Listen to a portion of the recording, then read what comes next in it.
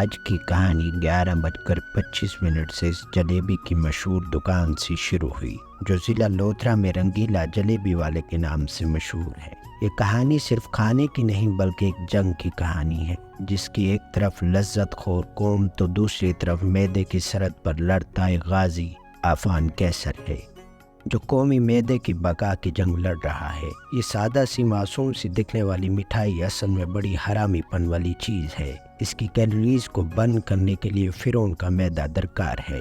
Doctor صاحب معدے کو تو بچا رہے ہیں مگر ذائقے کے مزے لینے والے بالوں کی کمی کے باعث ایسی ہیئر سٹائل بنا رہے ہیں کہ دلہن 3 بار نکاح خاص سے کہے کہ انکار ہے، انکار ہے، انکار ہے۔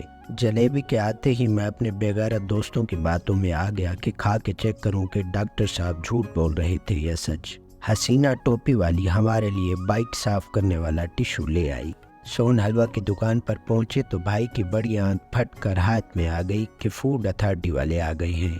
سوچا جب صحت برباد کرنی ہے تو کیوں نہ اپنے ہاتھوں سے کریں۔ بھائی کی ناک اور پکوڑوں میں بس کنن ارجن جیسا فرق تھا۔ بدتمیز پتیلا کچرا دان کے فرائض سر انجام دے رہا تھا۔ ننگا توا بیماریوں کو زنا کی کھلے عام دعوت دینے لگا۔ بارش نے میرا ہارڈ ویئر گیلا کر کے سافٹ ویئر اڑا دیا۔ پکوڑے کھا کر ایک بار پھر بغیر کسی شرم کے کہا ڈاکٹر صاحب ہم جیت گئے۔ قومی فریضہ کھلے میں شوچالے کرتے ہوئے بےغیرت آدمی نے نامعلوم مکان کی بنیادوں میں نمکیات بھری ڈیو چھوڑ کر اس کی بنیادیں ہلا دیں۔ آج کا دن بس کھانے اور نکالنے کے نام تھا۔ خالہ جان صاف برتن گدلے پانی میں دھو کر صفائی کے نام پر قوم کو میاں صاحب بنا رہی تھی۔ مدنی طریقے سے نہ رکھنے پر کیلے شیطانی روپ دھار چکے تھے۔ کلائی سے تسبیح نکال کر بریانی کو مسالوں سے پاک کیا۔ عدنان ذاتی پسند پر خسروں کی ذمہ داری بھی ادا کرنے لگے۔ رکشے کے زیر ناف کچھ مسئلہ تھا جس کے لیے لندن سے بلائے گئے ڈاکٹر مصروف عمل تھے۔ شاہد بھائی مثالیں کھانے کے بعد قوم کو پوز القب سے روشناس کرا رہے تھے۔ وقفہ رکھنے کا طریقہ تھوڑا کیجول تھا مگر نیت میں کوئی خباثت نہیں تھی۔ بھائی کو غور سے دیکھا جو 2 بیویوں کی آپسی ناچاکی سے تنگ آ کر تیسری شادی سے آسودگی کا سوچ رہا تھا۔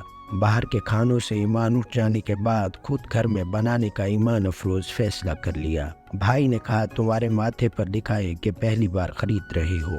گناہوں کے رجسٹر والے کاندھے پر سبزی کا بوجھ لاد دیا۔ کریانے کی دکان پر پہنچے جہاں نرگس کے انداز میں بیٹھے بھائی ملے۔ کہتے ہیں کوکو مل بانٹ کر کھانے سے بچے پیارے پیدا ہوتے ہیں۔ یہ میلی سوچ کے الیکٹریشین ملے جن کا دعویٰ تھا کہ 2 ہفتے مسلسل نہ نہانے سے انسانی جسم بجلی پیدا کر سکتا ہے۔ جاہل آدمی۔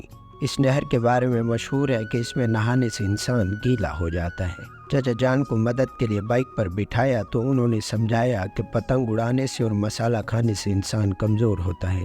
چچا کی بات سچ ثابت ہوئی۔ میں شاہد بھائی کی طرح پہلی بال پر آؤٹ ہو کر بنا شرمندہ ہوئے واپس آ گیا۔ خیر ہمیں غیرت آ گئی۔ عفان قیصر یہ جنگ جیت گئے۔ ہم نے گھر بیٹھ کر سبزی والے چاول بنا لیے۔ ہماری بےہودگی، بے شرمی، بے حیائی کو پس پشت رکھتے ہوئے اپنے معدے کی حفاظت کریں اور پتنگ بازی سے اجتناب کریں۔ نماز پتنگ بازی سے بچاتی ہے۔ ویڈیو شیئر کریں۔ شکریہ۔